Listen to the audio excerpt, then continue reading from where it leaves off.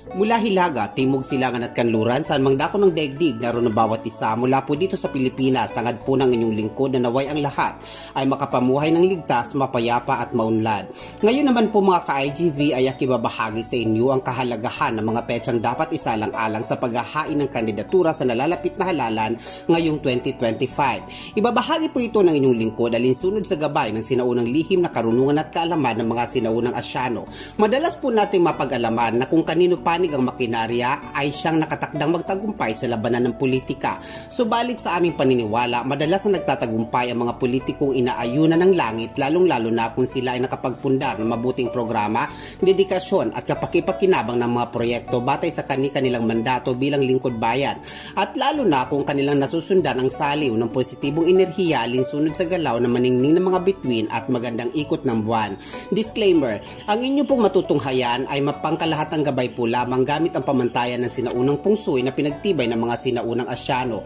Hindi din po sinasabi ng inyong lingkod na lahat na maghahain ng kandidatura sa mga petsang babanggitin ko ay nakatakdang pala rin, sapagkat batid naman po nating lahat na may limitadong bilang lamang po ang bawat posisyon na dapat mapunan o mapwestuhan. Bilang panimula, kung ang mga kandidatong nagtungo sa COMELEC ng petsang 2 ng Oktubre sa kasalukuyang taon, ulitin ko po October 2, 2024, ay malaki ang chance na sila ay magtagumpay sapagkat ang petsa 2 ng Oktubre ay nagpapahiwatig ng pagkalusaw ng mabangis na diwa ng Bakunawa o Tagbanwa kung saan malayang nakakagalaw ang bathala ng mga bituin at buwan nang walang nagbabantay na mga mapamuksang nilalang. Sa makatwid, ayon po sa lumang gabay, ang ganitong sitwasyong pangkalawakan ay nagbibigay koneksyon ng tagumpay para sa mga politikong maghahain ng kandidatura at sa mga nais makakuha ng makatwirang simpatya mula sa mga kinasasakupan o kinabibilangang komunidad. At pangalawa, ang petsa 7 po sa buwan ng Oktubre ay napakagandang petsa po ng paghahain ng kandidatura o filing of candidacy, lalong-lalo na kung sila ay nakapag-file bago mag alas 3 ng hapon,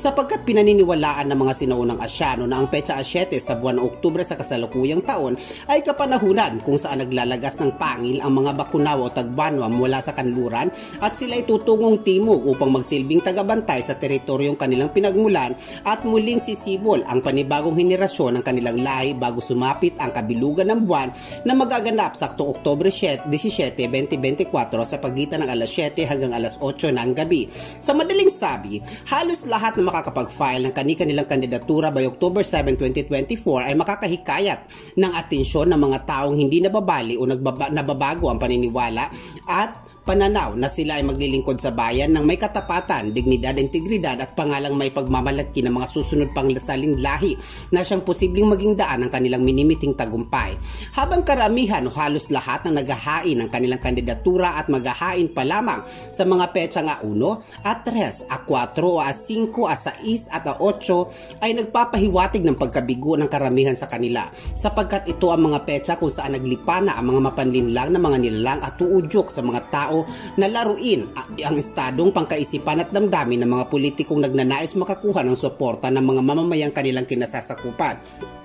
Gayon pa man mga ka-IGV, ang akin pong naibahagi ay patungkol pa lamang sa paghahain ng kandidatura sapagkat may mga sinaunang pamahiin din po ang pangangampanya o panghingi ng boto sa mga mamamayan na maaring kumontra sa pamahiing gabay na inilathala patungkol sa paghahain ng kandidatura. Sa mga susunod na mga araw, akin pong ibabahagi sa inyo ng walang kagatul-gatul kung ano ang mainam na gawin upang magtagumpay sa larangan ng politika gamit ang mga sinaunang pamahiin. Abangan nyo din po ang ilang serye ng pagbabahagi ng inyong lingkod tungkol sa kapalaran ng mga politikong nagnanais makasungkit ng magandang pwesto sa Senado. Ito po ang inyong lingkod, Imperial Good Vibes, na laging nagpapaalalang patuloy po nating tandaan na ang lahat ng aking naibahagi ay mga gabay po lamang at tanging Diyos po lamang ang sa makapangyarihang hatol o hukom sa mga landasin ng buhay na ating tinahak alinsunod sa hinulman nating kapalaran. Mga ka-IGV, patuloy po nating pangalagaan ang ating kalikasan at huwag po nating pagmalupitan ng mga aso at pusa. Ito pong muli ang inyong lingkod, Imperial Good Vibes, sa nagsasabing anumang tagumpay ang ating marating,